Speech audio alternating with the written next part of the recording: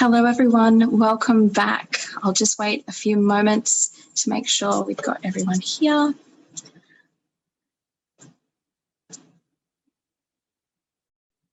Okay, awesome. Alrighty, now I think everyone's here. So welcome to the first session, the first official session of Undercover Artist Online. We are so excited to have you here for this conversation. Now, throughout the conversation, we really encourage you to comment, send us questions, get in touch. You can do so via the chat feature if you want to talk to one another. If anything resonates with you, feel free to share. And then if you have any questions, just click the Q&A button and make sure it reads to all panelists. And that way we'll make sure that we get your questions. We may not get around to all questions, but we'll do our best. Okay, so for those of you just tuning in now, I'll reintroduce myself. My name is Madeline Little, and I am the Festival Director of Undercover Artist Festival. I'll do a brief audio description as well. I am a white woman in my mid-20s. I am wearing a black and white gingham dress with a black cardigan. My long red hair is in a slicked back ponytail, and I've got bright pink lipstick on as well, sitting in front of a Christmas tree because it's time to be festive, right?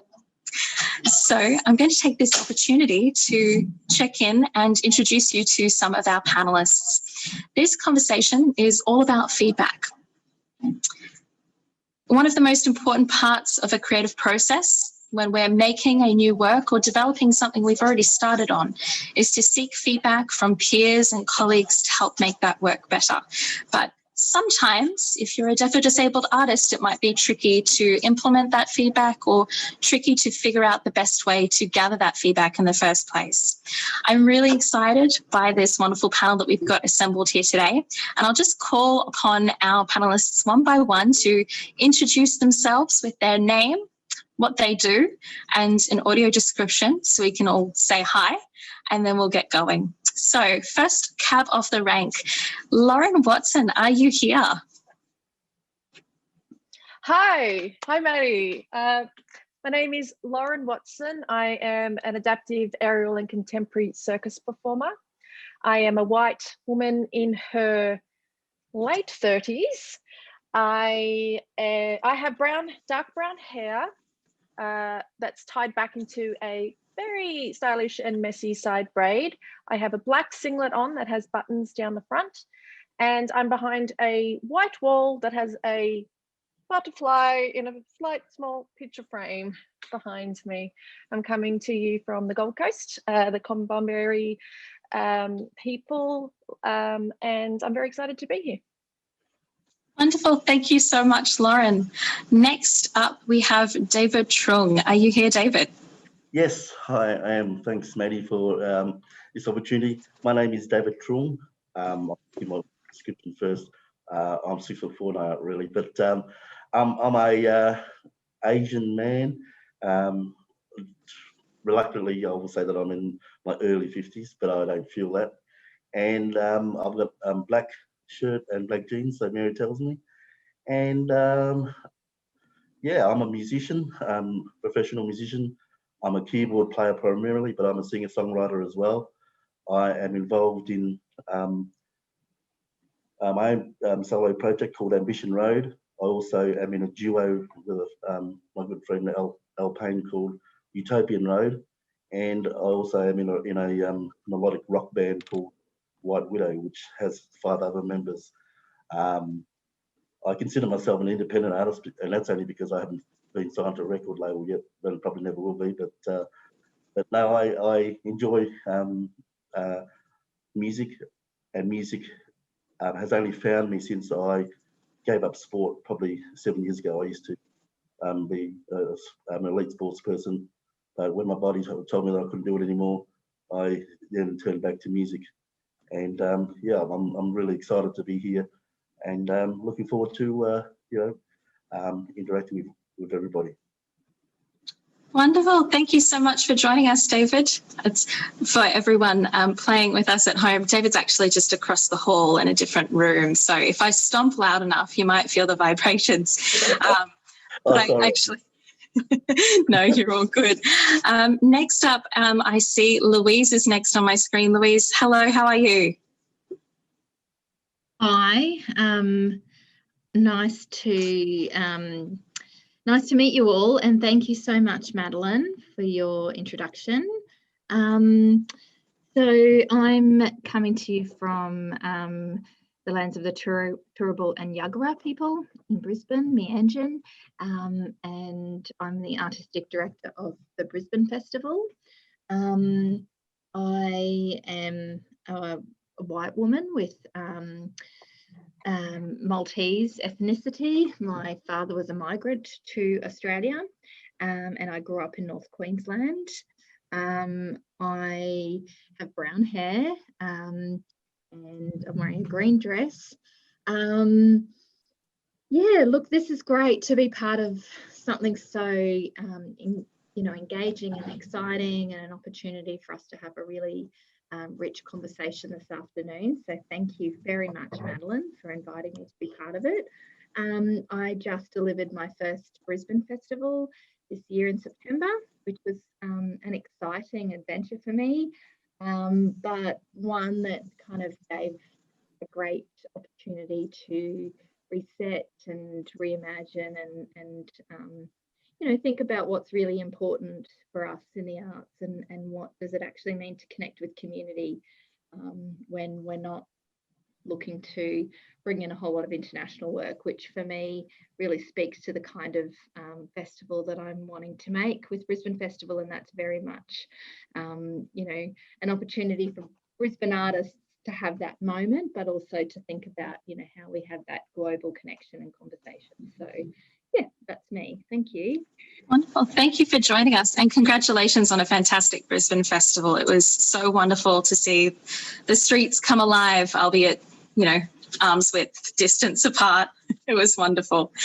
And next we have the wonderful Lee Lewis. Lee, are you with us? Yeah, absolutely, and very much enjoying the conversation already. Thanks, Maddie. I'm Lee Lewis. I'm the artistic director at Queensland Theatre, and I am a white cis woman with brown hair pulled very tightly back into a bun, and it's been like that for the last 20 years. So congratulations to everyone that manages to actually style their hair in the morning. I prefer sleep to blow dryers. I have brown eyes and I'm wearing glasses, but they're frameless, so you might not be able to see the edges of them. And I'm wearing a white sweater. I am standing in my office at Queensland Theatre with a bookshelf behind me, and I'm standing on the lands of the Yagara and the Turrbal people, where I've been for the last year. Believe it or not, I've been in Brisbane for a year now, and in this position, and what a year it's been. And before then, I lived and worked on the lands of the Gadigal people of the Eora Nation. So the transformation in my life across the lands has been quite extraordinary in the last year, but I have to say I feel very lucky to be up here in Brisbane, a part of this very warm community. Wonderful. Thank you so much. Thank you for being here, everyone. I'm really genuinely so stoked with the panel that we've got here. The fact that we've got two incredible artists and we've got two well-respected members of our industry with us provides a really unique understanding and perspective of this conversation. So if it's okay, I'll dig right in, but with a few ground rules that I'm sure you've all heard already, but for those playing at home, to avoid crosstalk, just to make sure this event is as accessible as possible. If it's okay to just say, that's the end of my thought when you're done speaking. And I will try to direct the conversation. So if you have a really cool thought, absolutely let me know, but I'll throw it to you so we can make sure that that one is heard and there's enough time there for interpreting and captioning and just general creative juice processing. So my very first question is one for the artists, and I'll start with you, Lauren, if that's okay. The question is, during the early or the middle stages of creating a new work, how do you currently feel about the feedback process? Okay, Lauren speaking here. I like feedback actually at any stage of my process. I mean, sometimes at the beginning, you're just trying to put, ideas out there, trying to see if these images mean things. But I am also open to someone saying to me, that's actually not working, or I don't feel that's going to it's not the direction you were heading, or you need to push that a little bit more. I think years ago, I would have found it really difficult to take feedback at the beginning because I'd get quite upset. You know, this is my work. I've only just started. However, I'm okay about receiving it at any stage now. So as long as it's constructive, I feel it's very important. And I'm very fortunate to work with people who the feedback they give me is actually, it helps create my work. So sometimes I end up a little off track. So having somebody give me feedback that brings me back to where I need to be, for me, is very important. So yeah, that's the end of my thought on that. Wonderful. Thank you so much, Lauren. David, I'll throw the same question to you, but with a zesty little twist here for you. In your music practice, is the feedback process all that relevant, do you feel? And how do you feel about asking for or receiving feedback when you are writing your songs? Thanks, Melon. This is David Truong. Yes, very good question. Look, when I'm writing a song, for example, the ideas that I have are generally ones that are inspired. So when I'm kind of putting together the lyrics and the music, I usually like to not have a lot of feedback because I don't really want to be disturbed in the direction that I want to take with the song. And that might sound a bit arrogant or whatever, but I don't mean it to be that way. But once I have that process finished, and once I'm happy with what I consider to be the finished work, then I really would love the feedback. You know, I welcome feedback, and I realise because the way I get my feedback is going to be through social media and through a lot of other avenues. I am going to get some, criticism, if that's what you want to call it, negative feedback. But like Lauren was saying before, I just take it all on board and kind of filter the stuff out from the rubbish, to be honest. And anything that's not relevant, I just kind of, like I say, filter out. But yeah, that kind of process right at the end there for me, it does help me, get my work out there. Hopefully, that's the end of my thought. Awesome. Thank you so much for that. As everyone knows, Undercover Artist Online is not a festival, but a virtual showcase of works in development. And so this particular conversation around feedback is really important here. I'd love to throw this question to our industry guests. And the question is, as artistic directors of your respective organisations, what does a work in progress showing tell you about a work? Can I start with you, Louise, please? Hi, Louise here. Look, I think it's a great question, and it really depends on who the artist is, your relationship to them, what you, as an artistic director, have in mind for, whether it's a festival or whatever it may be. But in my situation, a festival, understanding the context before you go into a work in progress showing. And I'm very aware of how vulnerable that space is for an artist, and for artists. So it's difficult, but it is important in a lot of ways because it does give you that early insight into what an artist is thinking. The challenge is, then what happens?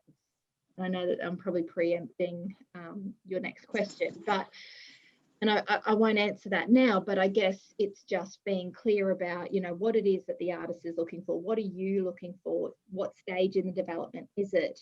And how you can effectively respond with sincerity, integrity, and making sure that the artist feels safe at all times. That's really, really important, but also not making them, be leading people on if it's not going to work out for you. And that's a really challenging situation to be in. But it is a very exciting time to be in those early stages, particularly when you can start to see something really interesting start to develop in the beginning of a great idea and concept.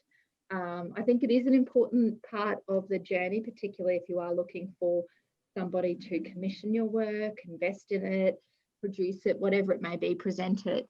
So I do think that it gives you a great insight into the beginning of where an artist is initially thinking. That's often, you know, quite in a, you know, there's not a lot of filters at that point, which I think is also really exciting and great. That's the end of that thought process. Awesome. Thank you so much, Louise. I agree with the notion of really needing to make sure that the relationship is strong enough and making sure it's a safe space to provide that feedback. I think there's nothing worse than putting your heart out on the line as an artist and having it ripped to shreds with some critical feedback. So always make sure there's chocolate handy is my tip there. But I'll throw that same question to Lee Lewis. What does a work in progress showing tell you, Lee? Hi, Lee here. It depends on what the artist wants to show me, really. And for me, understanding where they're at in their process and what they're seeking from me at that time is really crucial. Work early on. I tend to, you know, I'm just like any other person watching, and I'm not a trained dramaturg. So often when I'm coming in, I'm not the person that people need if they need to talk structurally in the early time. I'm not one of those people that can kind of go, oh, well, if you move that bit to there, that'll flow better. I just don't think like that. I think about what I do as production dramaturgy. So the closer it gets towards being stage ready, the more useful I can be.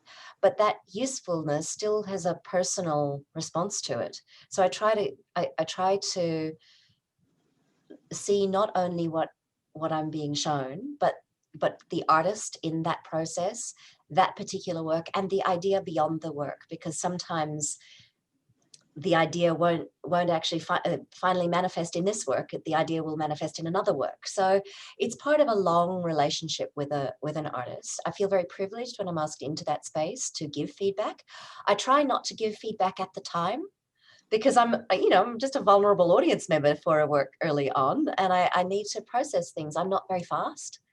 So I try to process things and see what stays with me, what sits with me, and what questions start to rise up. And so I try to do feedback at a later date. I find the face-to-face right after something finished feedback moment really hard. I prefer to actually thank the artist for the chance to actually see something in an early stage, and then talk later.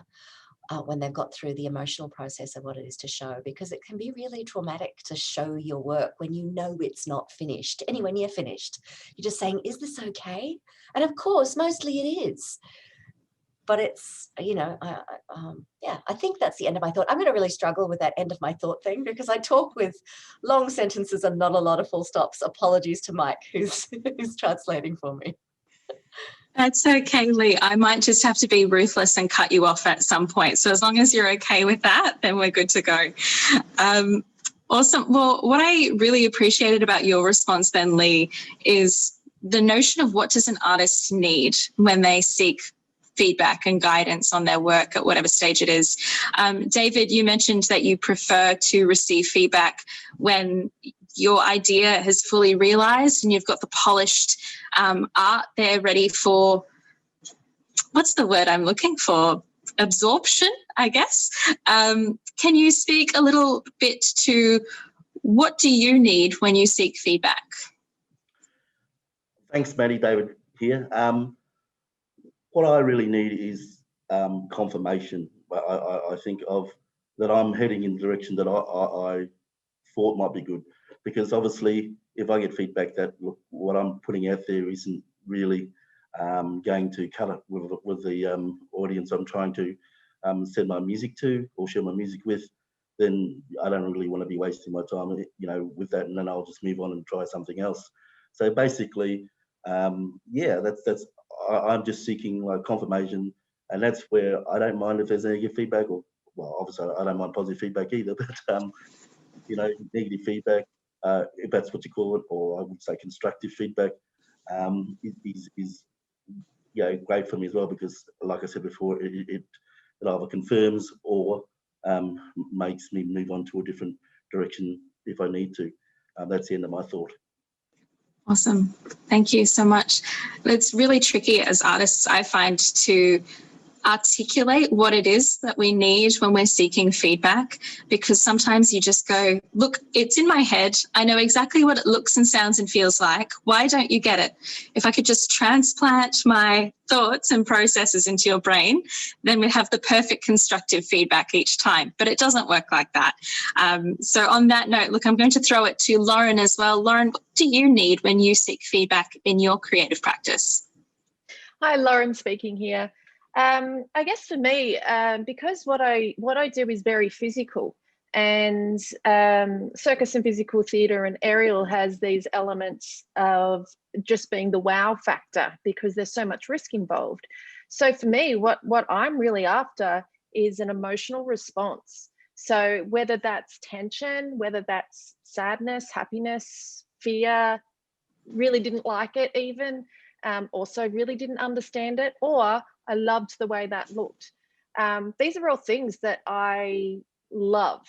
I mean, I've had people even say to me, you know, I didn't really expect you to do that. It didn't really resonate with me. And I'm like, that's okay. That's okay. I also understand that art is very subjective and that there is going to be parts of my show or what I create that people aren't going to understand or, you know, might not like. And that's actually okay. So for me, when I'm after feedback, I'm not looking for praise. I'm actually looking for, how did it make you feel? And would you tell other people about this? Would you get excited telling someone, or would you talk about it because you didn't like it? Which is kind of interesting because I had a boss who said to me once, he didn't matter whether people were talking about, no, he didn't matter whether people were saying good things or bad things as long as they were talking about it. I was like, that is actually something that I've taken with me. Obviously, I don't want people to hate my work, but it is still a passionate response, you know, and if that means they're going to be talking about it, then that's a win for me. So I just want honesty, and I'm always after something emotional. That means I've done my job. Oh, and that's my thoughts on that. Thank you, Lauren. I will say your work does make me feel things. When I see you on your wheelchair up on the silks, several meters in the air, I feel complete dread and my fear of heights comes to the surface. But I think that's a good emotional response and it just makes that tension all that more exciting, I think. A quick plug there, you will get to see a snippet of Lauren's new work and development, Nerve, later on in the Undercover Artist online program. So do tune in for that later. I have a bit of a button pushing question for our industry guests. Don't be scared. It's going to be a good one. I would love to know from both Louise and Lee, but I might start with you, Lee. Do you see works in development from deaf and disabled artists, and why or why not? Yes, I do. Oh, sorry, Lee here. Yes, I do see works. It's I suppose there are fewer pathways towards alerting me that works are on, and especially in the showing phases, I'm more likely to see works when they're complete. And often, given that a lot of my first contact with a work comes from playwrights, I don't know the history of that playwright at all. It's just it's paper that comes across my desk.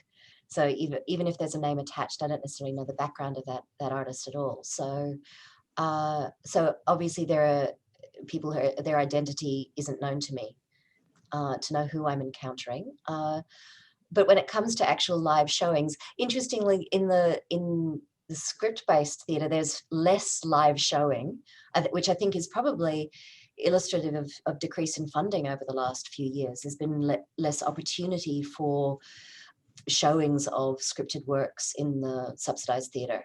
We've cut back in those ways as we've tried to get works on. So I think it's probably the works that I do see probably come more from the physical theatre and the dance world when it comes to artists performing with a physical different ability. Cool. Awesome. Thank you. Is that the end of your thought? Oh, yes. there? Yes. No worries. It's building new accessible practice takes time to embed into our veins. Louise, the same question for you. Do you happen to see works in development from artists who are deaf or disabled? And if so, where from and how? And if not, why not? Yeah, look, Louise here, my answer is very similar to Lee, with the difference of the scripts coming across my desk, not being a theatre company.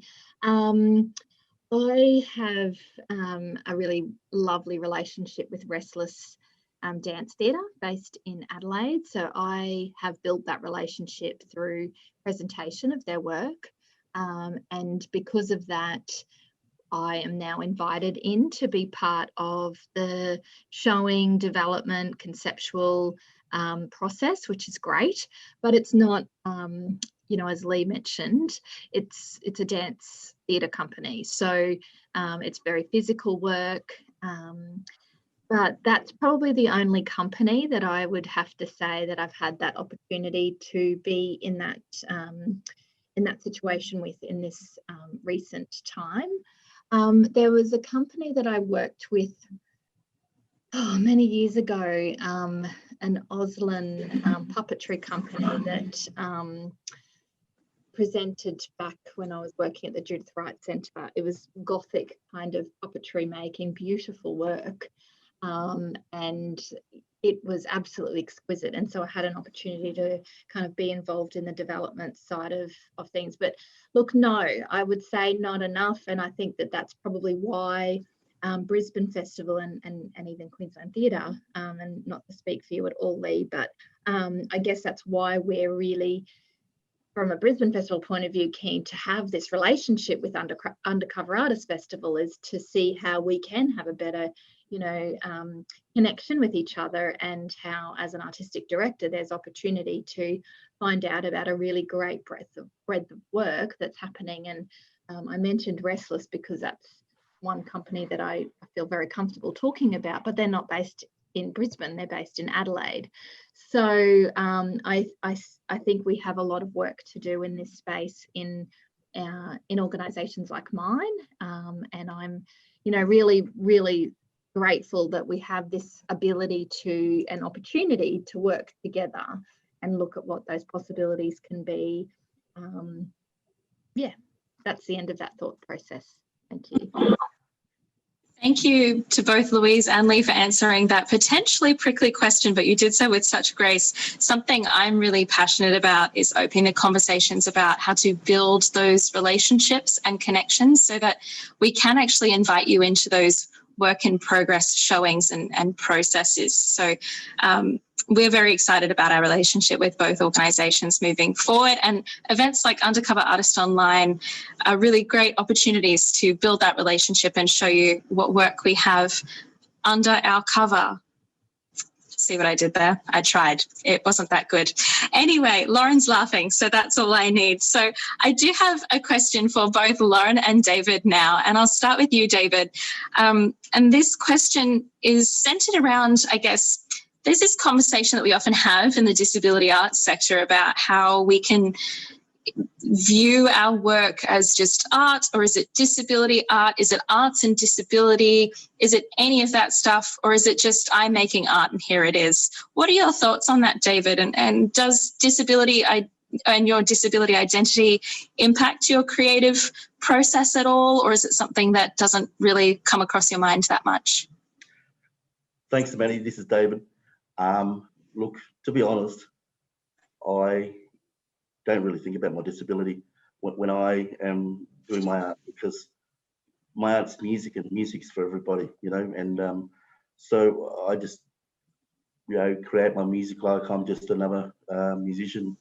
And, you know, the only thing I know that I do have a disability is obviously when I need to use certain keyboards or certain equipment that is not sometimes accessible to me. But as far as actual music process, writing, creating, to me, that's just something that anyone else can do, and it's something that I'm lucky enough to have the gift to be able to do. And so in that case, for me, disability doesn't come into it at all. And in fact, I think in all of my songs that I've written so far, I don't even mention anything about my blindness or disability, and that's not intentional. That's just the fact, you know, just writing about you know, certain things that I'm keen to get out there, and that just doesn't include promoting my blindness, because I just don't think it's anything to worry about for me. You know, that's just for me. So yeah, that's the end of my thought on that one. Thank you, David. We really appreciate that insight. Before I jump to Lauren real quick, please do ask any questions of any of our panelists in the Q&A function. We will be turning to questions shortly. Lauren, same question for you. Does your disability identity impact your creative process or the way that you view feedback in the creative development process? Lauren speaking. So, you know, this identity for me has been something that has been quite hard. So because I had a spinal injury at age 19, so 20 years having a disability, you know, there were some things with identity. So a lot of and I do a lot of advocating too for circus and dance classes, because I want everyone to be able to experience this. I want everyone to be able to decide for themselves whether it's something that they like, not be told that they can't do it because we just don't feel you can. So in terms of, you know, how I identify as an artist, I do identify as a proud disabled performer. However, I do know that down the track, I will create work that steps outside of disability and start focusing on other things, because I also feel especially in movies and TV, why can't a character just have a disability but it not be a big deal? Why does that character have to have something solely focused around it? Why can't they just be a human playing a character when we don't make a big deal about another character who has blonde hair? So I think for the piece of work that I'm currently working on, it is around disability, it's around my journey, but it's also about my journey with circus and how these two worlds aren't really supposed to go together. And so for this, yeah, I think my disability specifically plays a big part in what this feedback will be, also because circus is incredibly difficult. But I know there will come a time where I will, you know, step back a little bit and say, well, I am a performer. I don't have to make a big deal about the fact I have a disability. But I think because I'm still in the advocating process of trying to get more studios to work with us, yeah, I think that I definitely have a big focus on it at the moment. And that, yeah, that's my thoughts on that.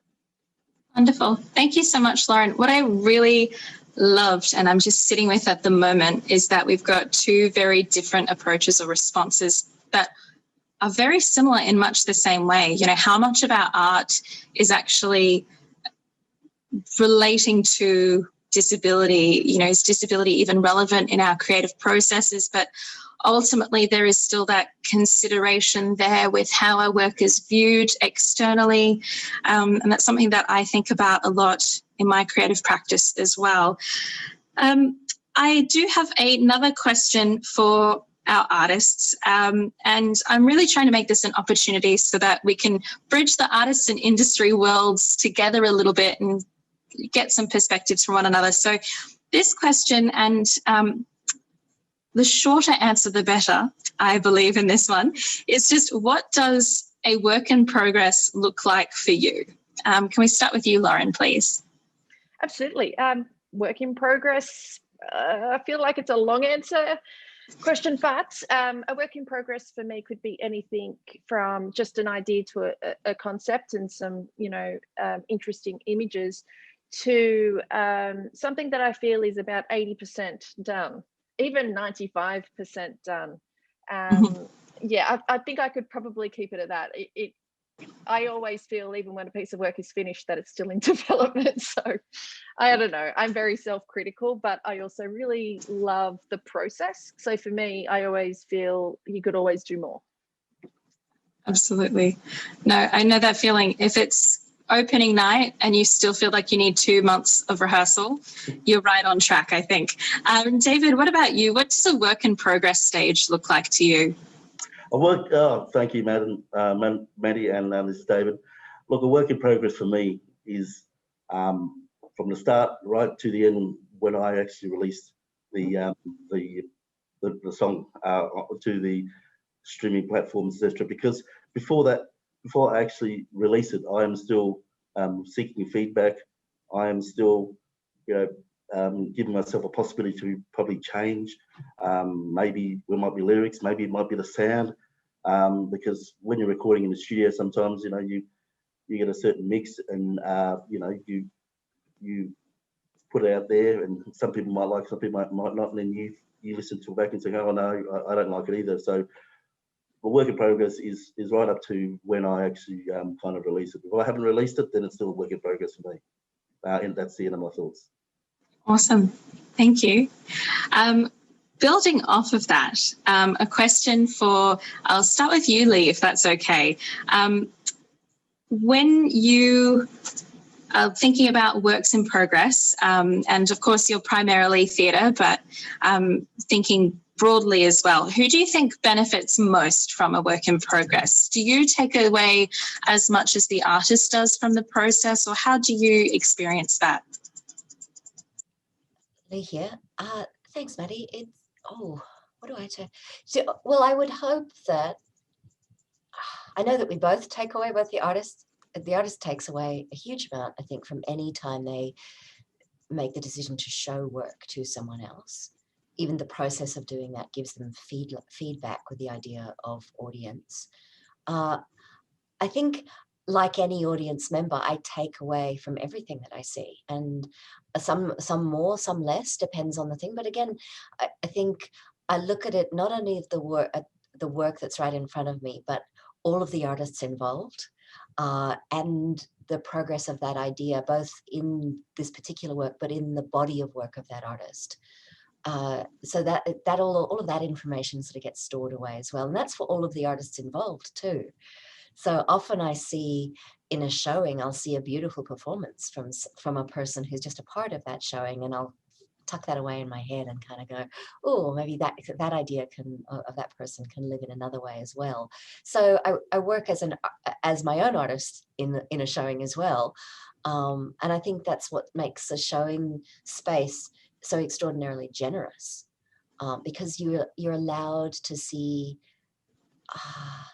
work before the edit is complete, which means there are a lot of other ideas in there, and you have to be really respectful of those ideas, knowing that, and sometimes you see the final work and things that you really liked in it have gone, and that's the right of the artist. They've got something to say, and so you've got to let go of what you would have done with it or what you thought was good. You've got to actually respond to what they want to hit the world. So I think that's the end of the thought. Thank you. I really love respecting what the artist wants to bring to the work and the message that they're trying to send. I think that relates really nicely to our conversation talk that we'll be having tomorrow. Bear with me while I plug it. It's a conversation leading in collaboration, which is all about disability-led works. What does disability-led mean for a creative project? And what is the role of the people without disability within that creative space? So if you're around tomorrow, please check out the program in Tuning, because that's going to be a firecracker of a conversation. But Louise, do you have any thoughts on the same question, or is anything kind of ruminating with you from that? Look, I really agree with what Lee has said, and I have a very similar approach.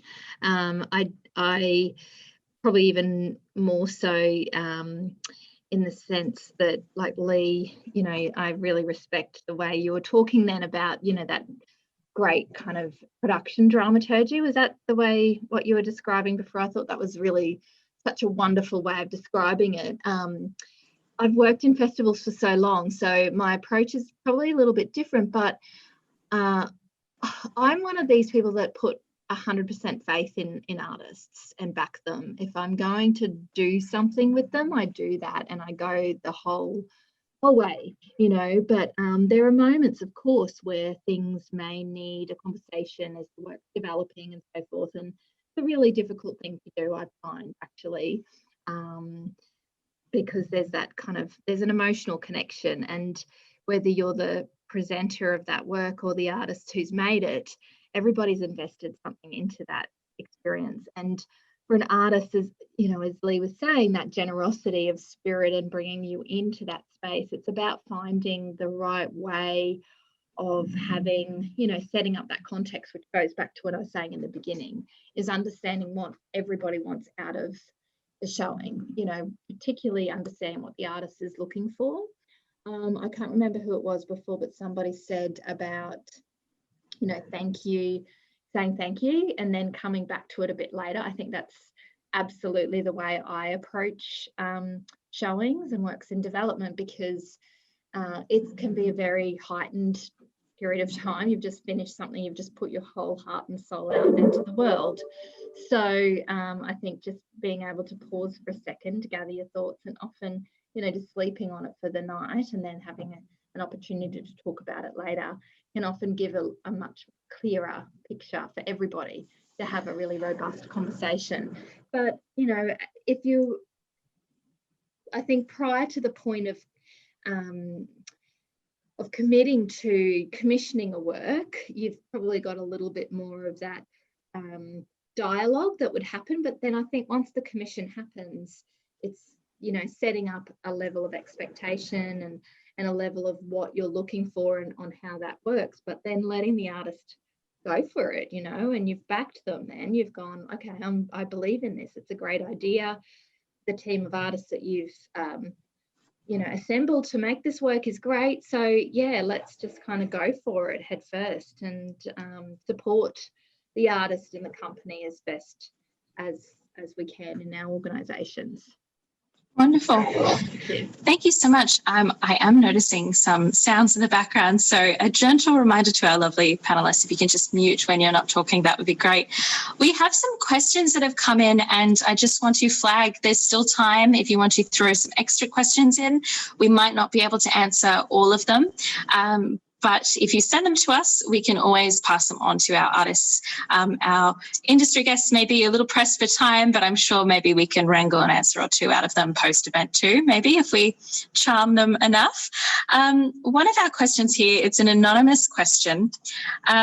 What avenues are available to reach artistic directors of companies and festivals in order to invite them to showings if we don't already have those pre-existing connections?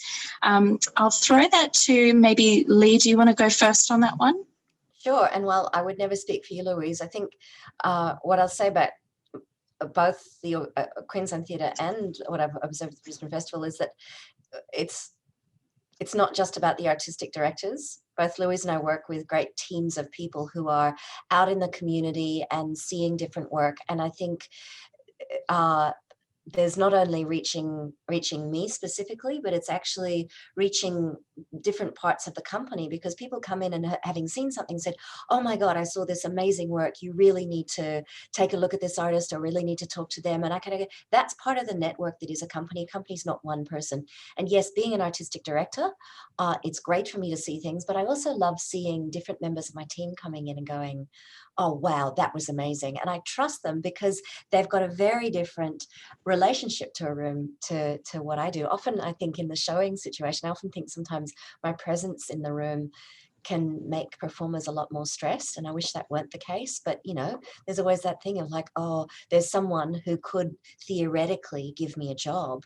I find that a really stressful thing to do to work sometimes. So sometimes someone else from the company going into a showing can be better for the actual showing, and sometimes that's an important step to take. So I have a beautiful team of people here. There's Sophia Hall and Shari Irwin, Samantha French, all of them in the production team, programming team, who are out and about and seeing very different types of work, and people have different connections to them. But then across the whole company, you know, there are some extraordinary people with different backgrounds in the arts who flag different ideas for me. So that being said, there's always the other thing where, you know, people send me emails all the time saying, can you come and see this? And sometimes I can, because I love seeing work. Oh my God, getting out of the office and getting into a room and sharing work, that's the best bit of my job.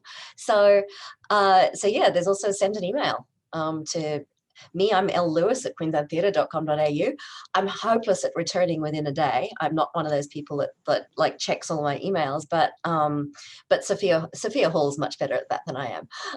But we talk a lot about work. So if something goes to her, trust that it also comes to me. Lou? And that's the end of my thought. You have answered that beautifully, Lee. because I totally agree with you, and it's a very similar situation. We have a wonderful team. Kate Fell's the program director, and we have some fantastic producers here. And I love hearing about their perspectives on what they've seen as well. There's only so many things that, you know, an artistic director can get to, but in saying that, send me an email. I try and get to as many things as I possibly can. The great thing at the moment is that, you know, we're here, we're in Brisbane. It's a fantastic time and everything's opening up again. So there's so many things coming back online where we can really get in the room and see what's happening for artists across the city. But, you know, I've got a really open door policy. I meet with artists all day, every day. That's, you know, that's what I do. And I just encourage anyone to reach out to me and make contact. And if not me, one of the team here. Wonderful. Thank you so much to both Louise and Lee for that one. I will say too, sometimes it can be tricky for artists with disability or who are deaf to identify those right networks, find the confidence, I guess, or the feeling of cultural safety and trust to be able to send that first email. So I really view it as my job to support artists in our community as best I can. And if anyone here wants assistance getting in touch with Louise or Lee, I am at your service and I'm here to support you as well. So my email is Madeline, madeline.little@accessarts.org.au. Similarly, I don't respond within a day, but I'll do my best to get back as soon as I can. So thank you so much for your responses to those questions. I'll jump to another question. This one, this might be a good one for everyone to answer, but we do have limited time, so succinct is great. It's from an anonymous guest who says, festivals, theatre companies and venues in Australia need to provide better disability access for both audiences and artists, and also need to increase programming of work created by and featuring deaf and disabled artists. What kind of action and commitment can the artistic directors make to improve their engagement with deaf and disabled people? So I'm going to put a slight twist on that just because I want to hear from our artists first. In keeping with the whole disability-led nature of Undercover Artist Online, I'd love to know from you, David, first, what kind of access would be meaningful and supportive for you in getting opportunities to perform at events and festivals, and what kind of commitment would you like to see some, you know, major organisations across Australia make to help make that happen? Thanks, Madeline, and great question. And look, I could spend all day talking about that, but I'm going to try and summarise it. Well, honestly, it depends what we're talking about here. We're talking about accessibility because to venues, I think that's very important. And what I mean by that is obviously making sure that when festivals are being organised, that the venues that are being procured are accessible for people in wheelchairs, for example, for people who are vision impaired. So, you know, try to make the building accessible for taxis, for example.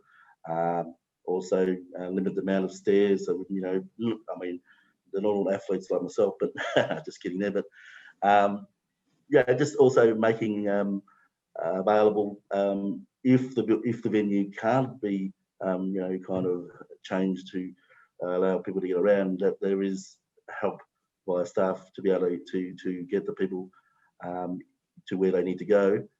As far as an artist is concerned, you know, assistance to help them set up their gear, you know, on stage and help them get to the stage is always, you know, great as well.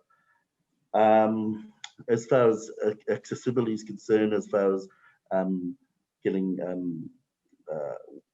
information for events to access, well, I think an important part of it we haven't probably touched on is information technology. I mean, where, you know, if you're going to advertise something, the actual home pages and the other pages must be, you know, kind of accessible for anyone, but especially blind and vision impaired people to be able to access with their adaptive technology.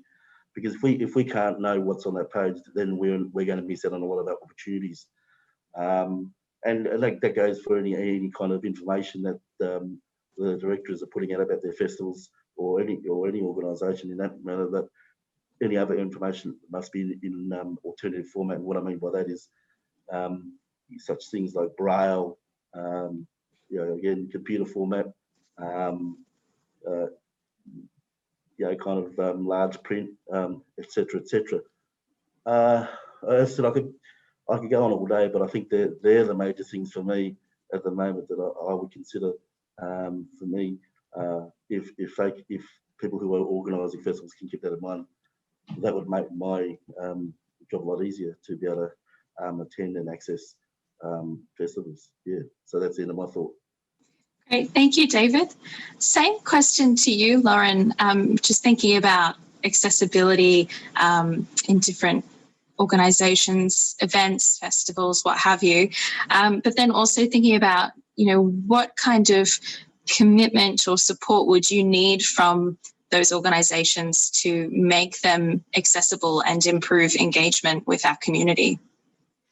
Well, I think, Lauren speaking, I think first of all, a lot of what I've experienced in festivals has been, has made me a little bit uncomfortable. So I feel that large festivals should really reach out to, if they don't already, community groups to have a chat to a lot of different types of people with disabilities and find out what their needs actually are and any struggles they've had at any kind of other festivals, things that they find really hard or frustrating, but also things that work really well. I think that's probably a really good starting point. There are lots of community groups pretty much at every council you can contact, and I'm sure you can find someone that will point you in the right direction. And, that's a really good start for festivals to start thinking about how they can make things more accessible for everybody. When it comes to actually being a performer, I feel that kind of the same thing, but I also feel that a venue or a space should be made accessible regardless of whether a disabled person is involved or not from the get-go, because at any given time, someone could drop out and they could get an artist who has a disability in, and therefore it really should just be a standard, I feel, in Australia. I would love to see a lot more, I say adaptive, but disabled artists, acts and shows and performances at really big major festivals, smaller festivals, any kind of festival. There are some incredibly talented people out there, which you're going to see over the next couple of days. And I've been very fortunate enough to be part of this community. And it's, for me as a performer, it feels amazing. And I think that as an artist who, if you didn't have a disability, this is work you really want to go see. We have a completely different perspective on life. This is stuff you're not going to generally see from other people, because the way we view how we create our art is different. So I feel very strongly about those two things, and David also touched on access to the information, and one of the standards really should be stating whether it's accessible or not. So don't just leave out that it's not accessible, actually say that it's not. And I'd really like for other artists who don't recognise as living with a disability to also do that when they send out showing invites, so that people like myself or other people don't really have to chase it up. And if anybody wants any more information about how they can do that better, you can reach out to myself, or I'm sure Madeline has some really great tips, and David as well. But I feel we're starting to move forward, even though it's going to be a slow process. I really feel, especially having these conversations with Louise and Lee, two people who run amazing theatre and festivals, that we're starting to make a bit of change, and that's exciting.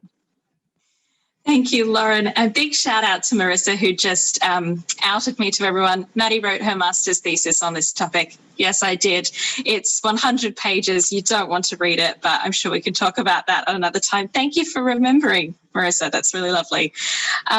What I've heard from that is really beautiful. There's a mix of the very practical elements of accessibility, so making sure venues and technology and everything is accessible for audiences and for artists to participate in that way.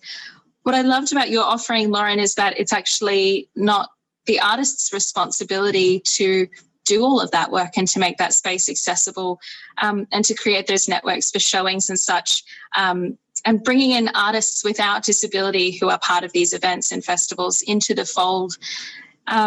I recognise that we've only got approximately 2 minutes left, so it's going to be a very quick one. Would either Louise or Lee like to respond to that same question, particularly around, I guess, what kind of action and commitment can you make as artistic directors to improve the engagement of your organisations with deaf and disabled people? So artists and audiences would love to know. I think Lee's got her camera on if you'd like to jump in. Thanks, Maddie. Lee here. I think it's a combination of short-term things, which is being in conversation with community and hearing people when they say, hey, it would be better if this. And then you're going to go, yeah, we can do that. And then there's also moments of really long-term commitment coming from Griffin Theatre Company, which was not accessible. It is an old building. The theatre was on the second floor, and it wasn't physically possible to put some sort of lift in to be able to get wheelchairs up the stairs, or to alter that building in order to do it. We tried to communicate with people that it was not accessible, but offer different places for the works to move to, so to places that were accessible, and also rehearsal rooms that were accessible so that people could come in and see the work in the rehearsal room, which is not perfect, but acknowledging what we couldn't do.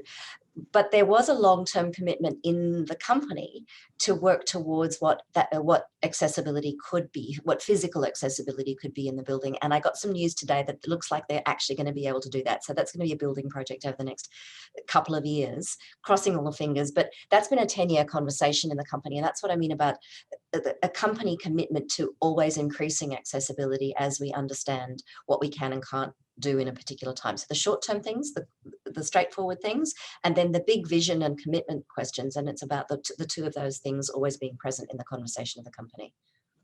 Absolutely. Thank you so much. Louise, we've only got about a minute left, but do you have anything to offer on that point?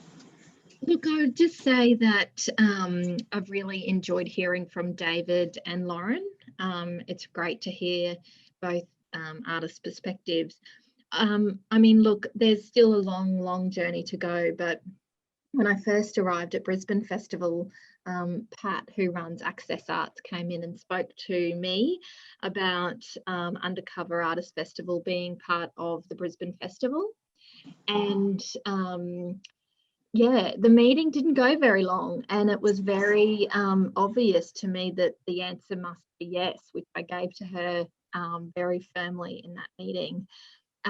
Because, you know, the whole point was to have a program like Undercover Artist Festival part of, you know, a bigger program like Brisbane Festival. But I thought Lauren described it beautifully in the way that you talked about seeing things from a different perspective and that diversity, and that is absolutely the remit of a major city festival. And we need to continue to be reminded of these things. And you know, I think it's good to push us. That's our jobs. That's my job, is to listen, to learn, to respond accordingly, to implement change, to make sure that we are making a program that truly reaches everybody. Like, it's a difficult thing to do when you say you want to be truly inclusive of the whole community, but I'm trying to really take that on board wholeheartedly. Which is why there's a significant increase in free programming in the Brisbane Festival, very accessible programming, just a whole range of voices contributing to what the Brisbane Festival is actually and who it's for.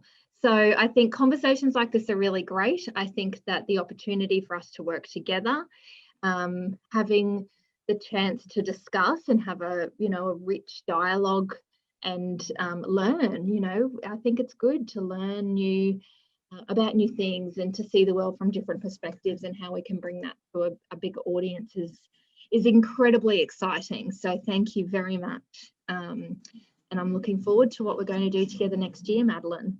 Yes, I was just going to say it's very exciting. Oh, there's a echo there. Sorry, I always get weirded out. It sounds like there are ghosts behind me. Yes, it's very exciting. Can't wait for Undercover Artist Festival 2021 in September. It'll be fantastic with our venue partner and BFF Queensland Theatre and the wonderful Brisbane Festival as our other BFF. It's my new corporate lingo. We're just going to roll with it. I'd love to thank you all so much for your time today. I'm sorry if we didn't get to all questions, but please keep the conversation going. If there's anything that you've heard in this panel that is really interesting, please type away.